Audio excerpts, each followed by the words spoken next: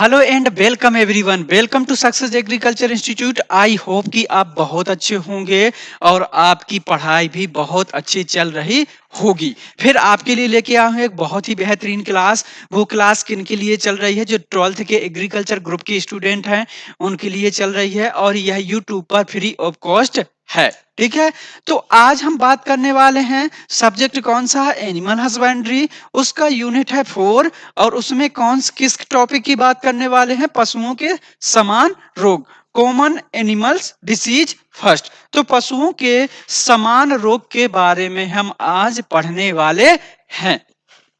अभी तक जिस भी स्टूडेंट ने हमारे सक्सेस एग्रीकल्चर इंस्टीट्यूट के चैनल को लाइक सब्सक्राइब नहीं किया है तो चैनल को लाइक करें, सब्सक्राइब करें एंड दोस्तों के साथ ज्यादा से ज्यादा शेयर करें। ठीक है, स्टार्ट करते हैं हम आज की क्लास को, देखते हैं क्या है।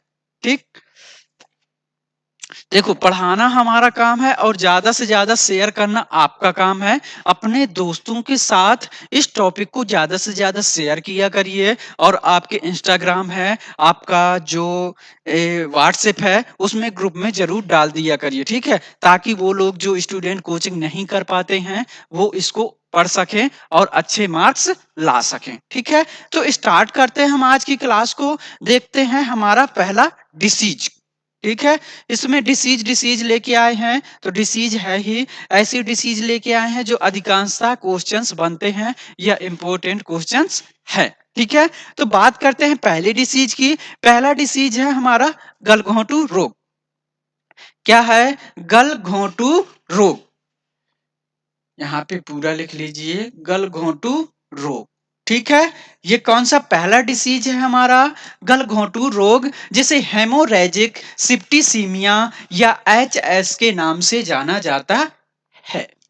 तो हम आज क्या बात करने वाले हैं? हम आज बात करने वाले हैं रोगों के बारे में। तो जनरल सी बात है कि यदि हम रोगों की स्टडी करते हैं तो पहले हमें पता होना चाहिए कि रोग किसे कहते हैं। रोग किसे कहते हैं? तो बात करें रोग की, तो रोग क्या होता है? पशुओं के शरीर की सामान्य क्रियाएं। ठीक है, क्या होता है? पशुओं की रोग वह होता है जिसमें पशुओं के शरीर की सामान्य क्रियाएं, जैसे जुगाली करना, नाड़ी गति और उसका जुगाली करना, नाड़ी गति, श्वसन क्रिया और उसका शरीर का टेम्परेचर आदि क्या होता है? प्रभावित हो जाता है। तो उसे ही हम क्या कहते हैं? डिसीज या रोग कहते हैं। डिसीज या रोग क्या होता है? पशुओं के शरीर की दैनिक क्रियाएं, जैसे श्वसन है, नाड़ी गति है, शरीर का टेम्परेचर है आदि क्या होता है? प्रभावित हो जाता है। उसे हम क्या कहते हैं? डिसीज या रोग कहते हैं। समझ में आ रहा है क्या?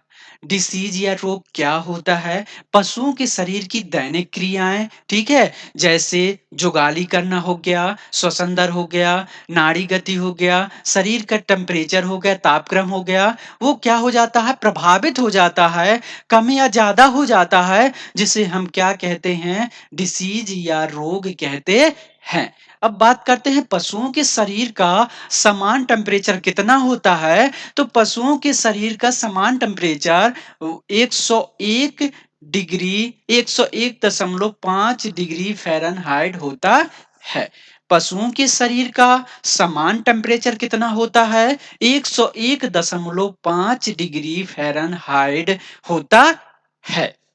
याद हो गया क्या डिसीज किसे कहते हैं? अब हम बात करते हैं गलघोंटू रोग, जिसे जिसे हेमोरेजिक सिप्टीसीमिया या एचएस के नाम से जाना जाता है। स्टार्ट करें? ठीक है, तो जो भी नए स्टूडेंट होते हैं वो चैनल को लाइक कर लें, सब्सक्राइब कर लें, दोस्तों के साथ ज्यादा से ज्यादा शेयर कर दें। ठीक है,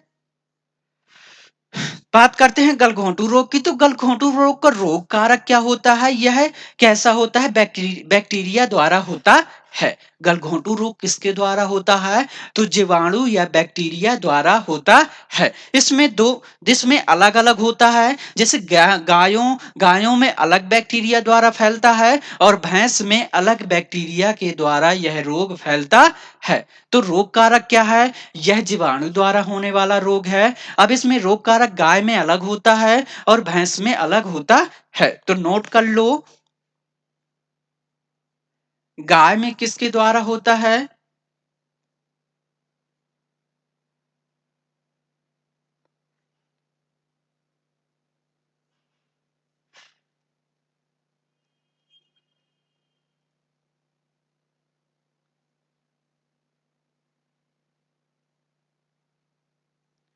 पास्चुरेला बोविसेप्टिका। किसमें? गायों में पास्चुरेला बोविसेप्टिका जीवाणु द्वारा होता है, जबकि भैंस में किसके द्वारा होता है? पास्चुरेला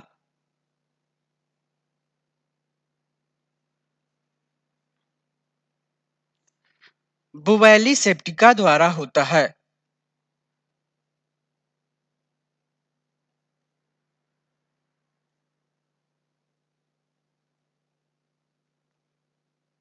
बुवैलिसेप्टिका द्वारा होता है। समझ में आया क्या? जो हमारा गलघोंटू रोग है, हेमोरेजिक सिप्टिसीमिया या एचएस है, वह किसके द्वारा होता है? जीवाणु द्वारा होता है। उसमें रोग कारक जैसे गायों में बात करें तो गाय में किसके द्वारा होता है? पास्चुरेला बोविसेप्टिका के द्वारा होता है, जबकि भैंस में पास्चुरेला बोवैलिसेप्टिका के द्वारा होता है। यदि यह इसका नाम लिखते हो किसका, रोग कारक का, कि गाय में पास्चुरेला बोविसेप्टिका, तो पास्चुरेला और बोविसेप्टिका के नीचे अंडरलाइन करना जरूरी है। ठीक है, और दोनों अलग अलग लिखना भी जरूरी है। ठीक है, तो समझ में आ गया कि रोग कारक कौन कौन से होते हैं। गाय में पास्चुरेला बोविसेप्टिका और भैंस में पास्चुरेला बोवैलिसेप्टिका होता है। तो ये क्या हो गए? ये हो गए हमारे रोग कारक। अब बात करते हैं तापमान की। तो टेम्परेचर कितना होता है इसमें? गलघोंटू रोग में टेम्परेचर 105 से 105 डिग्री से 107 डिग्री फ़ारेनहाइट हो जाता है। टेम्परेचर कितना हो जाता है? गलघोंटू रोग में पशु के शरीर का तापमान कितना हो जाता है? तो 105 डिग्री से 107 डिग्री फ़ारेनहाइट हो जाता है। अब बात करें इसको और किस-किस नामों से जाना जाता है। अलग-अलग क्षेत्र या अलग-अलग देशों में अलग-अलग नामों से जाना जाता है। तो और किन-किन नामों से जाना जाता है देखते हैं। इसको घुटका, घुटुआ, घुड़का, नाभिक ज्वर या शिपिंग फिचर आदि नामों से जाना जाता है। इसे और किन-किन नामों से जाना जाता है? इसे घोटुआ, घुड़का, नाभिक ज्वर, जिसे शिपिंग फिचर के कहते हैं, आदि नामों से जाना जाता है। अब बात करते हैं इसके कैरेक्टर्स यानी लक्षण के बारे में, कि जब जिन पशुओं को गलघोंटू रोग हो जाता है तो कैसे लक्षण दिखाई देते हैं। तो बात करें लक्षणों की, तो पहली हेडिंग बनेगी हमारी अति तीव्र अवस्था। ऐसे लक्षण जो अति तीव्र हो जाए, मतलब बिल्कुल लास्ट वाली स्टेज पहुंच जाए, तो कैसे लक्षण दिखते हैं? कि दांत पीसना, पशु क्या करता है? अपने दांत को पीसने लगता है, कटकटाहट की आवाज आती है। तो क्या करता है पशु? दांत पीसने लगता है। रंभाना, पशु रंभाने लगता है। ठीक है, तथा 6 से 8 घंटे में पशु की मृत्यु हो जाती है। पहला लक्षण क्या है? अति तीव्र अवस्था। अति तीव्र अवस्था में पहला लक्षण क्या है? दांत पीसना, रंभाना तथा 6 से 8 घंटे में पशु की मृत्यु हो जाती है। बात करें अगले पॉइंट की, तो अगला पॉइंट क्या है? पशु के गले तथा जबड़े में सूजन आना। क्या हो जाता है गलघोंटू रोग का? गलघोंटू रोग का मेन कैरेक्टर्स या फीचर्स होता है कि उसके गले में क्या हो जाती है? सूजन आ जाती है, जिससे घुर-घुर की आवाज आने लगती है। आगे देखते हैं। ठीक है, तो ये क्या हो गए? पशु के गले तथा जबड़े में सूजन आ जाती है। ये हो गए अति तीव्र अवस्था के लक्षण। अब बात करते हैं हम तीव्र अवस्था के। तो तीव्र अवस्था में कौन-कौन से लक्षण दिखाई देते हैं देखो। जीभ तथा गले में सूजन के कारण श्वास लेने में कठिनाई होती है। जीभ तथा इसमें क्या होता है? जीभ तथा गले में सूजन आ जाती है, जिसके कारण पशुओं को क्या होता है? सांस लेने में दिक्कत होने लगती है। ठीक, बात करते हैं अगले पॉइंट की।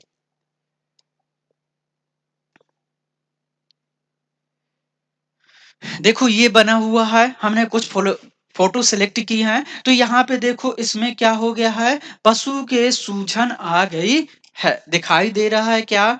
देखो इसमें कुछ फोटो सिलेक्ट की हुई है, देखो इसमें गाय में यहाँ पे क्या आ गया है, उसके गले में सूजन आ गई है। इसमें भैंस में भी क्या हो गया है, गले में सूजन आ गई है, जिससे क्या होता है, गले में सूजन आने से पशुओं को सांस लेने में दिक्कत होने लगती है।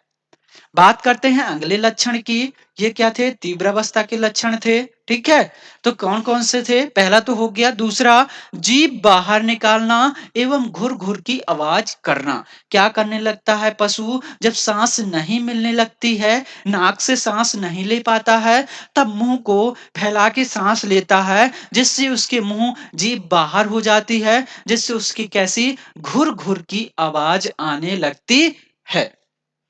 अगला लक्षण क्या है? अंत में गर्दन नीचे डालकर 12 से 36 घंटे में पशु की मृत्यु हो जाती है। कितने घंटे में? 12 से 36 घंटे में पशु की मृत्यु हो जाती है। अंत में जब लास्ट स्टेज होती है, तो क्या होता है, पशु अपनी गर्दन को नीचे डालकर क्या करता है, 12 से 36 घंटे में पशु की मृत्यु हो जाती है। बात करें समान अवस्था की, मतलब स्टार्टिंग स्टेज में ही यदि किसी पशु को गलघोंटू रोग हुआ है, तो उसमें कैसे कैरेक्टर्स दिखेंगे?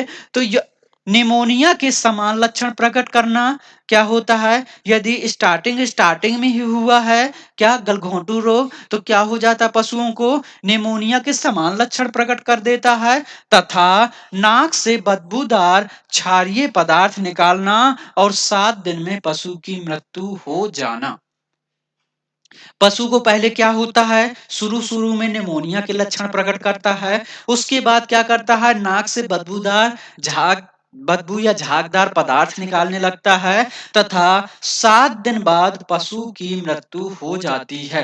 यदि इसी तरह लक्षण रहे आए, तो पशु क्या करता है, 7 दिन बाद मर जाता है। तो अब बात आती है ट्रीटमेंट की, कि इसका उपचार कैसे करें। तो बात करें उपचार की, तो एंटी गलघोंटू सीरम की 100 एंड 150 ml आईवी इंजेक्शन देना चाहिए। क्या करना चाहिए ट्रीटमेंट में? एंटी गलघोंटू सीरम की 100 एंड 150 ml की आईवी इंजेक्शन देना चाहिए।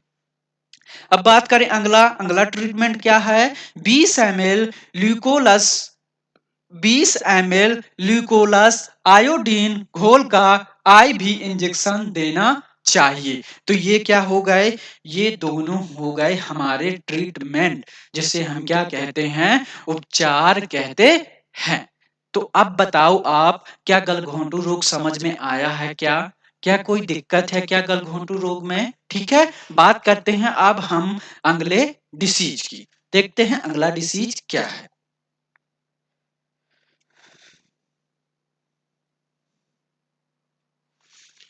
बात करते हैं अगले डिसीज की। तो अगला डिसीज क्या है? अगला डिसीज है हमारा लंगड़ी रोग, जिसे हम ब्लैक क्वार्टर डिसीज कहते हैं। अगला रोग कौन सा है? अगला रोग है हमारा लंगड़ी रोग, जिसे ब्लैक क्वार्टर डिसीज कहते हैं।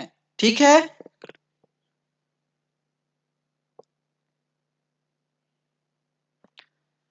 क्या है अगला डिसीज? क्या है अगला डिसीज? है हमारा लंगड़ी रोग, जिसे ब्लैक क्वार्टर या BQ के नाम से जाना जाता है। बात करें इसके टेम्परेचर की, तो इसका तापमान कितना हो जाता है पशु के शरीर का इस डिसीज में? तो 107 से 108 डिग्री फ़ारेनहाइट टेम्परेचर हो जाता है। इस डिसीज में पशु के शरीर का तापमान कितना हो जाता है? 107 से 108 डिग्री फ़ारेनहाइट हो जाता है। अब बात करें अगले पॉइंट की, बात करते हैं रोग कारक की। ठीक है। रोग कारक तो यह भी किसके द्वारा होने वाला रोग है? यह भी जीवाणु द्वारा होने वाला रोग है। गलघोंटू रोग जीवाणु द्वारा होता है और ये जो हमारा लंगड़ी रोग है, यह भी किसके द्वारा होता है? जीवाणु द्वारा होता है। बात करें जीवाणु रोग की तो देखो गाय गाय में अलग प्रकार का रोग कारक फैलाता है, गाय भैंस में अलग प्रकार का रोग कारक फैलाता है डिसीज को, जबकि भेड़ बकरी में अलग प्रकार का रोग कारक डिसीज को फैलाता है। बात करें रोग कारक की तो पशु के शरीर का तापमान कितना हो जाता है? 107 से 108 डिग्री फ़ारेनहाइट हो जाता है। बात करते हैं, यहाँ पे यही लिखा रहने दो, 107 से 108 डिग्री फ़ारेनहाइट। यह रोग किसके द्वारा होता है? रोग कारक क्या है? इसका रोग कारक जीवाणु द्वारा होने वाला रोग है। यह गाय और भैंस में किसके द्वारा होता है?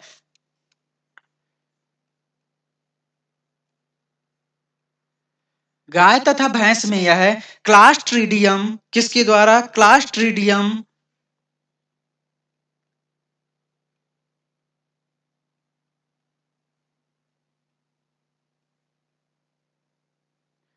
क्लास्ट्रीडियम सोवियाई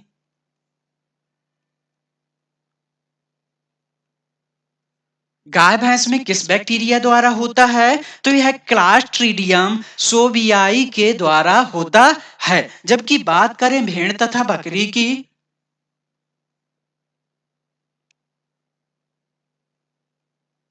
भेड़ तथा बकरियों में किस बैक्टीरिया के द्वारा होता है? तो यह क्लास्ट्रीडियम सेप्टिका के द्वारा होता है। किसके द्वारा? क्लास्ट्रीडियम सेप्टिका के द्वारा होता है। समझ में आ रहा है क्या? क्लास्ट देखो गाय भैंस में किस बैक्टीरिया द्वारा फैलता है? तो क्लास्ट्रीडियम सोवियाई के द्वारा फैलता है, जबकि भेड़ तथा बकरी में क्लास्ट्रीडियम सेप्टिका के द्वारा फैलता है। समझ में आ रहा है क्या? लंगड़ी रोग किसके द्वारा फैलता है? तो जीवाणु द्वारा होने वाला रोग है। सॉरी, लंगड़ी रोग किसके द्वारा होने वाला रोग है? यह रोग कारक क्या है? तो जीवाणु द्वारा होता है। गाय तथा भैंस में अलग प्रकार का जीवाणु द्वारा फैलता है तथा भेड़ तथा बकरी में अलग प्रकार के जीवाणु द्वारा फैलता है। गाय भैंस में बात करें तो यह क्लास्ट्रीडियम सोवियाई नामक बैक्टीरिया द्वारा फैलता है, जबकि भेड़ तथा बकरी में क्लास्ट्रीडियम सेप्टिका के द्वारा फैलता है। इसमें तापमान की बात करें तो पशुओं के शरीर का तापमान 107 से 108 डिग्री फ़ारेनहाइट हो जाता है। अब बात करें लंगड़ी रोग के अन्य नाम, इसे दूसरी जगह या अन्य जगह पे और किन किन नामों से जाना जाता है देखते हैं। तो अन्य नामों से किन किन नामों से जाना जाता है? इसे चुरचुरिया भी कहते हैं, इसे फड़ भी कहते हैं, इसे सूजन कहते हैं, जहरवाद कहते हैं और लंगड़िया भी कहते हैं। एक जहरवाद शब्द है, इसको इम्पोर्टेंट बना के लिख लेना, क्योंकि एक पशुओं में ज्वर होती है ना, बुखार, जहरी बुखार, ठीक है? वो उसमें भी जहरवाद लिखा है तो समझ जाता है कि पशुओं का वो विष ज्वर का ही नाम है, जबकि विष ज्वर अलग होती है और जहरवाद अलग होता है। ठीक है? तो इसे और किन-किन नामों से जाना जाता है? चुरचुरिया के नाम से जाना जाता है, फड़ के नाम से जाना जाता है, फड़ सूजन सॉरी चुरचुरिया के नाम से जाना जाता है, फड़ सूजन के नाम से जाना जाता है, जहरवाद के नाम से जाना जाता है और लंगड़िया के नाम से जाना जाता है। अब बात करते हैं लक्षण की, तो कौन-कौन से लक्षण हैं? पशु के मांसल भागों जैसे जांघों, कंधों व गर्दन पर दर्द भरी सूजन आना। पशु के क्या होता है? पशु के मांसल भागों जैसे जांग, कंधा, गर्दन पर दर्द भरी सूजन आ जाती है। बात करें अगले कैरेक्टर्स की, अगले लक्षण की, तो सूजन वाले इन भागों में गैस भरी रहती है। जहां पे सूजन आ जाती है, सूजन वाले भागों में क्या होता है? गैस भरी रहती है एवं इसको दबाने पर यहाँ पे चुर चुर लिख लेना, ठीक है? इसको दबाने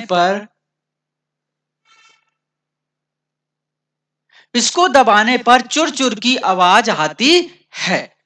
जो पशुओं की क्या होता है, जांग, कंधों और दर्दों पर सूजन आ जाती है। किस पर? जांग, कंधों व गर्दन पर सूजन आ जाती है। तो उस सूजे हुए स्थान को यदि हम दबाते हैं तो उस स्थान से क्या होती है, चुर-चुर की आवाज आने लगती है। इसीलिए इसे चुरचुरिया के नाम से जाना जाता है। अगले कैरेक्टर्स की बात करें तो सूजे हुए भाग पर चीरा लगाने से सड़े मक्खन जैसा बदबूदार झाग युक्त रक्त निकलता है।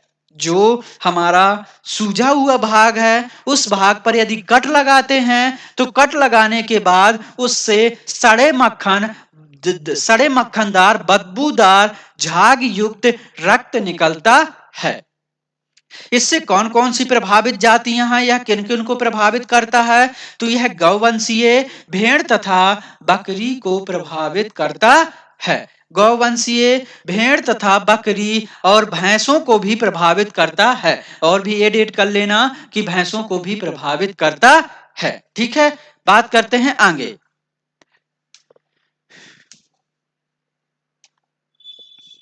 देखो ये है लंगड़ी रोग। ठीक है, इसके समान लक्षण क्या होते हैं? पशु अपने पैरों को जमीन पर पटकता है, पशु खड़े होने में दिक्कत होने लगती है, पशु लंगड़ा कर चलता है। यह इसके समान लक्षण होते हैं। ठीक है, तो मतलब क्या हो गया, पशु अब ये डला हुआ है, पशु उठ नहीं पा रहा। किसकी वजह से? क्योंकि इसको लंगड़ी रोग हो गया है। ठीक, देख लेना अच्छे से।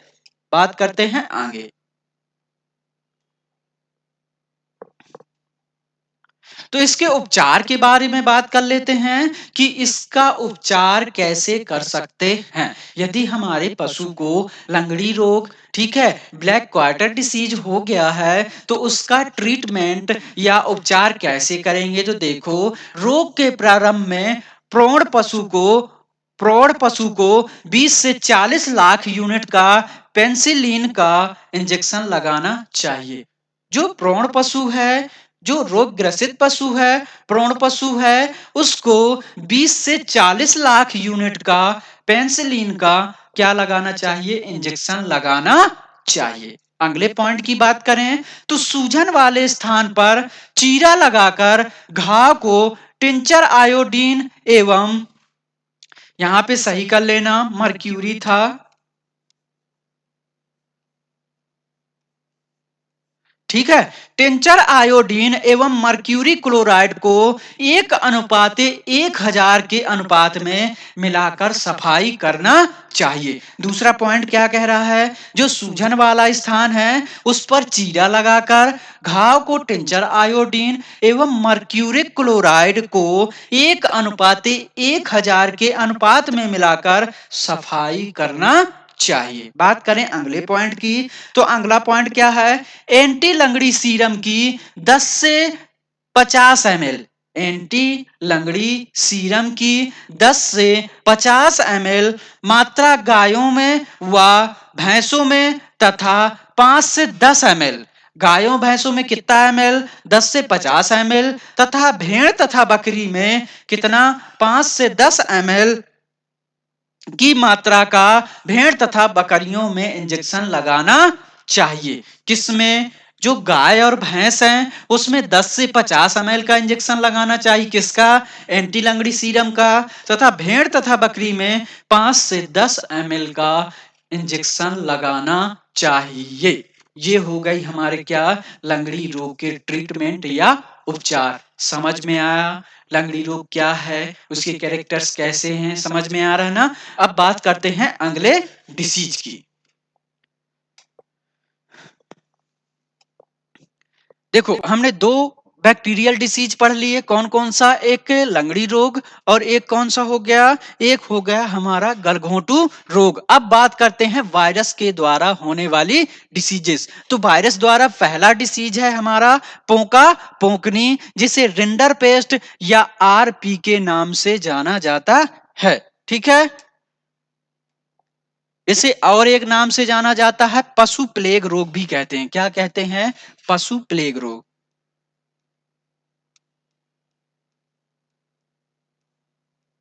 नाम लिख लेना, क्वेश्चन आए तो ऐसा नहीं कि सर पता नहीं था, ठीक है। तो इसको किस नामों से जाना जाता है, देखो, पोका पोकनी, इंग्लिश में रिंडर पेस्ट या आरपी, तथा पशु प्लेग रोग भी कहते हैं। यह कैसा रोग है? यह वायरस द्वारा होने वाला रोग है। किसके द्वारा? वायरस द्वारा होने वाला रोग है।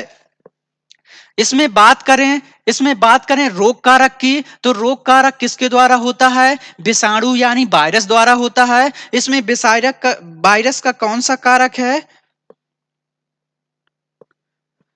वायरस का कौन सा कारक है? निकोली वायरस द्वारा होता है। कौन सा? निकोली निकोली वायरस निकोली वायरस या अल्ट्रा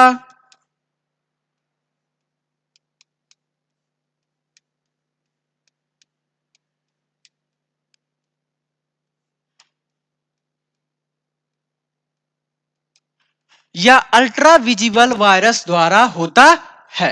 यह किसके द्वारा होता है? जनरल सा क्वेश्चन बनता है कि जो हमारा रिंडर पेस्ट है, पोका पोकनी है, पशु प्लेग रोग है, किसके द्वारा होता है? रोग कारक क्या है? तो यह वायरस द्वारा होने वाला रोग है। किसके द्वारा? वायरस यानी विषाणु द्वारा होने वाला रोग है। विषाणु में कौन कौन से रोग कारक हैं? जैसे निकोली वायरस और अल्ट्रा विजुअल वायरस, ठीक है। इसको निकोली नामक साइंटिस्ट ने किसने निकोली नामक साइंटिस्ट ने डिस्कवर किया था, इसलिए इसका नाम क्या पड़ गया? निकोली वायरस पड़ गया। कब डिस्कवर किया था? तो 1902 में डिस्कवर किया था।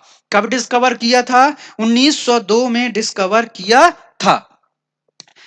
बात कर रहे हैं हम किसकी? पोंका पोंकनी है, पशु प्लेग रोग, रिंडर पेस्ट के बारे में। तो यह किसके द्वारा रोग कारक इसका क्या है? विषाणु द्वारा होने वाला रोग है। विषाणु में रोग कारक जैसे निकोली वायरस या अल्ट्रा विजिबल वायरस द्वारा होता है। निकोली वायरस इसका कैसे नाम पड़ा? एक निकोली नामक साइंटिस्ट थे। कौन से थे? निकोली नामक साइंटिस्ट थे। इन्होंने इसको डिस्कवर कब किया था? 1902 में डिस्कवर किया था। इसीलिए इसका नाम क्या पड़ गया? निकोली वायरस पड़ गया। तो अब आपसे पूछे कि निकोली वायरस को किसने डिस्कवर किया था? तो निकोली नामक साइंटिस्ट ने किया था। कब किया था? 1902 में किया था। अब बात करते हैं इसके अन्य लक्षणों की, ठीक है। बात करें इसके अन्य लक्षणों की, यहां पे पशु प्लेग ही लिखे रहने देना, ठीक। बात करें अन्य नाम, इसके अन्य नाम क्या हैं? पशु प्लेग रोग है, मालामारी है, और पकवा है, पोंका पोंकनी है, शीतला माता है, आदि नामों से जाना जाता है। इसे अन्य अन्य जगह पर और किन किन नामों से जाना जाता है? तो इसे पोंका पोकनी, पशु प्लेग रोग तो हो ही गया, ठीक है, शीतला माता और पकवा है, मालामारी है, पशु प्लेग रोग हो गया, पोंका पोकनी हो गई, आदि नामों से जाना जाता है, ठीक है। पशु प्लेग रोग, मालामारी, पकवा, शीतला माता आदि नामों से जाना जाता है, ठीक है। बात करें इसके टेम्परेचर की, तो इसमें टेम्परेचर का हेडिंग नहीं है, बना लेना एक। इसमें टेम्परेचर की बात करें तो 104 से 107 डिग्री फ़ारेनहाइट टेम्परेचर हो जाता है। पशु के शरीर का तापमान कितना हो जाता है? 104 से 107 डिग्री फ़ारेनहाइट पशु के शरीर का तापमान हो जाता है। पशु प्लेग रोग किसके द्वारा होता है? वायरस जनित रोग है। यह कौन से कारक द्वारा, रोग कारक द्वारा होता है? तो निकोली वायरस द्वारा या अल्ट्रा विजिबल वायरस द्वारा होता है। निकोली को निकोली नामक साइंटिस्ट ने, निकोली वायरस जो है उसको निकोली साइंटिस्ट ने डिस्कवर किया था। कब किया था? 1902 में किया था। इसमें पशु के शरीर का तापमान कितना हो जाता है? 104 से 107 डिग्री फ़ारेनहाइट हो जाता है। अब बात करते हैं लक्षण की, ठीक है, कैरेक्टर्स की। तो प्रथम अवस्था में कैसे लक्षण दिखाई देते हैं, देखते हैं। पशुओं को ठंड लगने लगती है, जिससे दांतों से कट कट कट या कटकटाहट की आवाज आती है। इसमें क्या होता है? पशुओं को क्या लगने लगती है? ठंड लगने लगती है, जिससे उससे दांतों से कैसी आती है? कटकटाहट की आवाज आने लगती है। आपको भी ठंडी लगती है ना, तो दांत बजने लगते हैं आपके। तो वैसा ही यहाँ है कि पशु को जब बुखार आती है, तो ठंड लगती है, तो उसके दांतों से कटकटाहट की आवाज आने लगती है। बात करते हैं अगले की। अगला पॉइंट क्या है? पशुओं को कब्ज हो जाता है तथा गोबर सख्त व खून से सना हुआ निकलता है। पशु को क्या हो जाता है? पशु को कब्ज हो जाता है, जिससे उसका गोबर कैसा निकलता है? गोबर सख्त व खून से सना हुआ निकलता है। बात करते हैं अगले कैरेक्टर्स की। बात करते हैं अगली हेडिंग। अगली हेडिंग क्या है? द्वितीय अवस्था में। वो तो बात हो गई प्रथम अवस्था में कैसे लक्षण दिखाई देते हैं। अब द्वितीय अवस्था में कैसे लक्षण दिखाई देते हैं? पहला क्या है? पशु की आंख लाल होना व उनमें कीचड़ बहना। क्या होता है? पशु की आंख लाल हो जाती है तथा उससे कीचड़ बहने लगता है। अगला पॉइंट की बात करें, तब मुंह के अंदर की श्लेष्मल झिल्ली लाल रंग की होकर उसमें छाले पड़ जाते हैं। क्या होता है? पशु के जो मुंह के अंदर की श्लेष्मक झिल्ली है, उसमें छाले पड़ जाते हैं। अगला, थूथन सूखना व उसमें दरारें आना। जो थूथन होता है, सही कर लेना, इसको थू बना लेना। जो पशु का थूथन होता है, अंगला भाग होता है, वो क्या हो जाता है? सूख जाता है, उसमें दरारें पड़ जाती हैं। अगला बात करें, पतले गोबर के साथ आंव आना। पतला गोबर पशु क्या करता है? पतला गोबर करने लगता है, और पशु के गोबर में क्या होने लगती है? आंव आने लगती है। अब बात करते हैं तृतीय अवस्था की। तो तृतीय अवस्था में कौन कौन से लक्षण दिखाई देते हैं? पशुओं की आंख, नाक तथा मुंह से मवाद जैसा लसदार पदार्थ निकलना प्रारंभ हो जाता है। तृतीय अवस्था में क्या होता है? पशुओं की आंख, नाक तथा मुंह से मवाद जैसा लसदार पदार्थ निकलना प्रारंभ हो जाता है। ठीक है। अगला पॉइंट क्या है? प्रारंभ में यह पदार्थ बदबूदार होता है तथा बाद में इसके साथ खून भी आने लगता है। प्रारंभ में जो मुंह से लसलसा पदार्थ निकल रहा है, वो प्रारंभ में कैसा होता है? प्रारंभ में बदबूदार होता है तथा लास्ट में, बाद में खून इसके साथ क्या होता है? खून आने लगता है। बात करें अगला पॉइंट क्या है? अगली हेडिंग है हमारी ट्रीटमेंट या उपचार। एक दो पॉइंट और बचे हुए हमारे तृतीय अवस्था के। तृतीय अवस्था का अगला कैरेक्टर्स क्या है? पिचकारी दस्त के साथ साथ कभी कभी मलाशय भी बाहर निकल जाता है। पिचकारी दस्त के साथ पोंका पोकनी के यही मतलब है, पशु को इतने दस्त होते हैं कि उसकी शरीर की हालत बिगड़ जाती है। ठीक है, वही होता है पोंका पोकनी। तो पिचकारी दस्त के साथ क्या होता है? पिचकारी दस्त के साथ कभी कभी मलाशय भी बाहर आ जाता है। इस प्रकार बहुधा पशु की 4 से 7 दिन में मृत्यु हो जाती है। यदि यह रोग 4 से 7 दिन हो गया, तो क्या हो जाता है? पशु मर जाता है। कितने दिनों में? 4 से 7 दिनों में पशु की मृत्यु हो जाती है। बात करें ट्रीटमेंट या उपचार की। उपचार क्या है इसका? पेंसिलिन की 5 ग्राम वाली गोलियां प्रथम बार में, 5 गोली फिर 3 5 गोली फिर 3 तथा इसके बाद 2 गोली पशुओं को देते हैं। पेंसिलिन की 5 ग्राम वाली गोलियां प्रथम बार में, 5 गोली फिर 3 तथा इसके बाद 2 गोली पशुओं को खिलाते हैं। कितनी? 5, 3 और 2। ठीक है।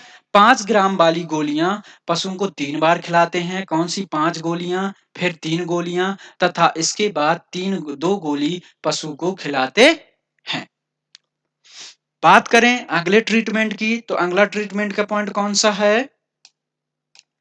अगला है हमारा एंटी पशु प्लेग रोग सीरम की 100 से 200 ml मात्रा बीमार पशुओं को इंजेक्शन द्वारा देना चाहिए।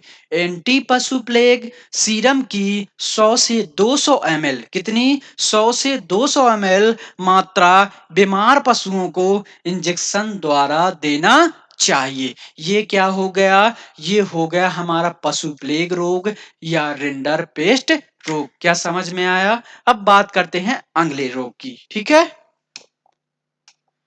देखते हैं अगला रोग कौन सा है। अगला रोग है हमारा खुरपका एंड मुंह पका रोग, फूट एंड माउथ डिसीज। अगला रोग कौन सा है? अगला रोग है हमारा खुरपका एंड मुंह पका, जिसे फूट एंड माउथ डिसीज कहते हैं। क्या कहते हैं? फूट एंड माउथ डिसीज कहते हैं। तो बात करते हैं इसके रोग कारक की। क्या बात करते हैं इसके रोग कारक की? तो यह रोग किसके द्वारा होता है? विषाणु द्वारा होता है। किसके द्वारा होता है? वायरस या विषाणु द्वारा होता है। किसके द्वारा? विषाणु या वायरस द्वारा होता है। विषाणु या वायरस द्वारा होता है। अन्य नाम इसके क्या हैं? खंगवा, एप्थस एप्थस ज्वर और मेलिग्नेंट आदि नामों से जाना जाता है। किस किस नामों से जाना जाता है? यह रोग कारक किसके द्वारा होता है? वायरस द्वारा होता है। अब वायरस क्या है? विश्व में अलग है और जबकि हमारे देश में अलग प्रकार के वायरस द्वारा फैलता है। ठीक है, यहां बता दूं क्या? देखो, यदि वायरस, यह रोग किसके द्वारा फैलता है? वायरस द्वारा। वायरस में कौन कौन से कारक हैं? जैसे set one, set one, set two,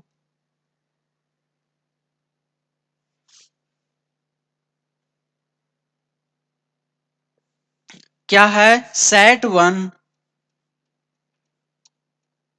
set two, set three, set three तथा एशिया।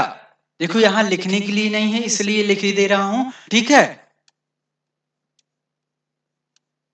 Asia first. यह क्या होते हैं? यह होते हैं वायरस के कारक। जबकि कहां फैलता है? विदेशों में। जबकि हमारे देश में या एशिया में, क्या बात करें? हमारे देश में,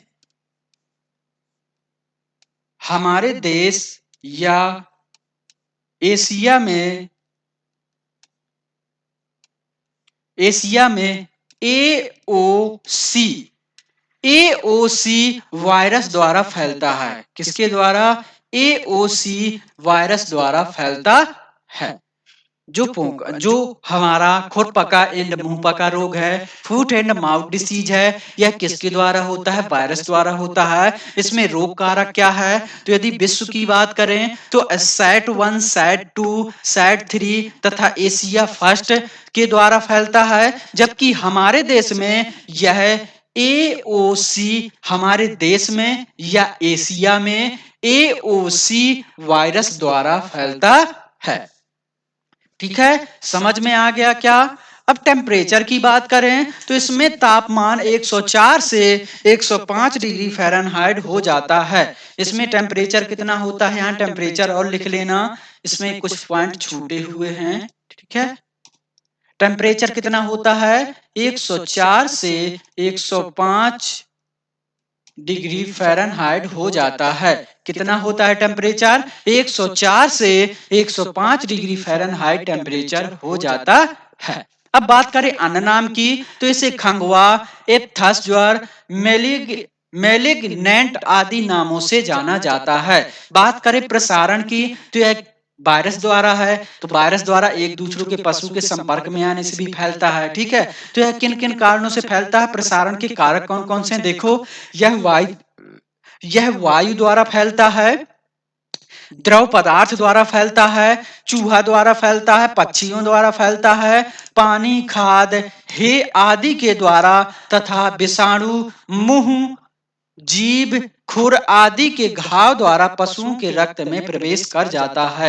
या क्या होते हैं इसके प्रसारण, मतलब फैलना, ठीक है? कहां कहां से फैल सकता है? हवा के द्वारा फैल सकता है, द्रव से फैल सकता है, चूहा, पक्षी, पानी, खाद, हे आदि के द्वारा तथा विषाणु, मुंह, जीभ, खुर तथा घावों से आदि के द्वारा शरीर में प्रवेश कर जाते हैं। बात करें हम लक्षण की, कैरेक्टर्स की, तो बात देखते हैं। मुंह से धागे नुमा लार निकलती है और होठों से चिपचिपाहट की आवाज आती है। क्या होता है, इसके लक्षण क्या है? मुंह से धागे नुमा लार निकलती है, ठीक है, लार निकलती है और होठों से चिपचिपाहट की आवाज आने लगती है। अगला, खुरों के बीच, मुंह के अंदर, जैसे गालों में, जीभ में, मसूड़ों में, होठों में तथा जबड़ों पर छाले पड़ जाते हैं। कहां पर?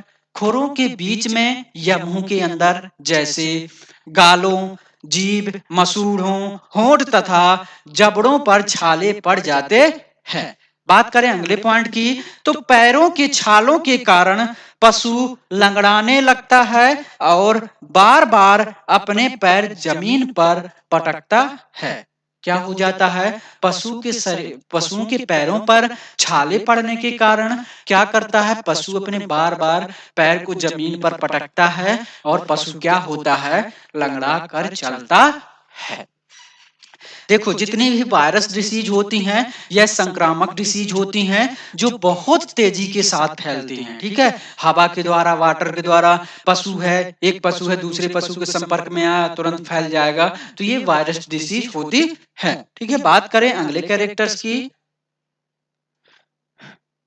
देखो देखो, ये है यहाँ पे माउथ। देखो माउथ पे कैसे छाले पड़े हुए हैं। देखो ये है, दिखा रहे हैं, ये जो स्पॉट दिख रहा है, ये जबड़े पर, मुंह पर आगे क्या पड़े हुए हैं? छाले पड़े हुए हैं। यहाँ देखो, ये पैर है, पैर में दोनों खुरों के बीच क्या पड़े हुए हैं? छाले। और छाले फूटकर एक घाव बना देते हैं, जिससे पशु को चलने में बहुत दिक्कत होती है या पशु लंगड़ा कर चलता है।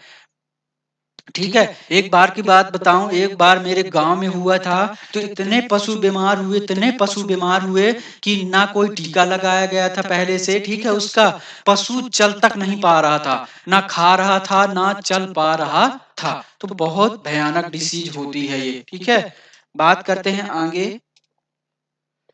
बात करें उपचार या ट्रीटमेंट की। ठीक है, बात करें उपचार या ट्रीटमेंट की, तो पशुओं के मुंह के छालों को एंटीसेप्टिक लोशन जैसे पोटास, फिटकरी, बोरिक एसिड के घोल से धोना चाहिए। जो पशुओं के मुंह के छाले हैं उससे किन किन से धोना चाहिए? वो एंटीसेप्टिक होते हैं, जैसे पोटास है, फिटकरी है, बोरिक एसिड के घोल से धोना चाहिए।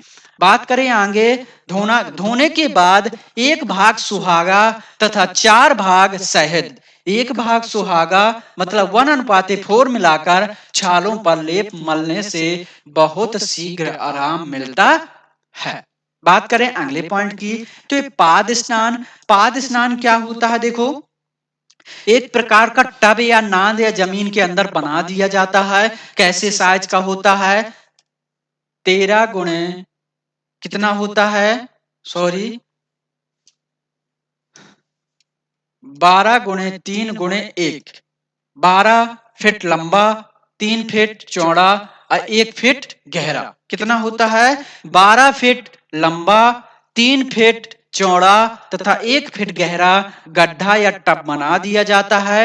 उसमें क्या करते हैं? पशुओं को सुबह शाम, सॉरी, जो 12 × 3 × 1, 12 फीट लंबा, 1 फीट, 3 फीट चौड़ा, 1 फीट गहरा गड्ढा या टब या कुछ भी बना दिया जाता है। उससे क्या करते हैं? पशुओं को सुबह शाम निकालते हैं और उस गड्ढे में क्या भर दिया जाता है? 1 से 2% नीला थोथा या फिनाइल का घोल भर दिया जाता है। क्या करते हैं? देखो, जो हमारा टब है उसका साइज कितना होना चाहिए? 12 फीट लंबा, 3 फीट चौड़ा, 1 फीट गहरा गड्ढे या टब का साइज रख लेते हैं। उसमें ढलान कितनी होनी चाहिए? जिसमें दोनों तरफ से 1-1 मीटर का ढलान रखता है। ठीक है, इसमें क्या करते हैं? 1 से 2% दूधिया या नीला थोथा या फिनाइल का 1 से 2% घोल इसमें भर दिया जाता है और फिर पशुओं को सुबह शाम इससे निकाला जाता है, जिससे पशुओं की खुरों पर क्या लग जाती है? दवा लग जाती है और पशुओं के खुर पर जो छाले होते हैं, घाव होते हैं, वो क्या होते हैं? सही हो जाते हैं। उसी ही हम क्या बोलते हैं? पाद स्नान बोलते हैं। समझ में आया क्या? पाद स्नान क्या होता है? देखो, पैर के छालों का उपचार करने के लिए पाद स्नान कराया जाता है। इसके लिए 12 फीट लंबा, जैसे 3 से 4 मीटर, 3 फीट गहरा, 3 फीट चौड़ा, 12 फीट लंबा, 3 फीट चौड़ा, जिसे 1 मीटर चौड़ा और 1 फीट, जिसे 30 सेंटीमीटर गहरा गड्ढा या नांद बनाते हैं, जिसमें दोनों तरफ 1-1 मीटर का ढलान रखते हैं। इसमें 1 से 2% तूतिया या नीला थोथा का घोल भर दिया जाता है। तूतिया या नीला थोथा या फिनाइल का घोल भरा जाता है। कितना? 1 से 2% का। ठीक है। सुबह शाम पशुओं को निकाला जाता है, जिससे पशुओं के छाले ठीक हो जाते हैं। समझ में आया क्या? बात करते हैं आगे। देखो, जितनी भी डिसीज लाए थे, 2 बैक्टीरियल डिसीज थी, 2 वायरस जनित डिसीज थी। ठीक है। वो दोनों डिसीज इंपॉर्टेंट हैं और एग्जाम में पूछी जाती हैं और पूछी गई है। ठीक है। फिर मिलते हैं एक नई क्लास के साथ। तब तक के लिए आपका काम क्या है? आपको चैनल को लाइक करना है, सब्सक्राइब करना है एंड ज्यादा से ज्यादा अपने दोस्तों के साथ शेयर करना है। मिलते हैं एक नई क्लास के साथ। तब तक के लिए बाय बाय। जय हिंद, जय भारत।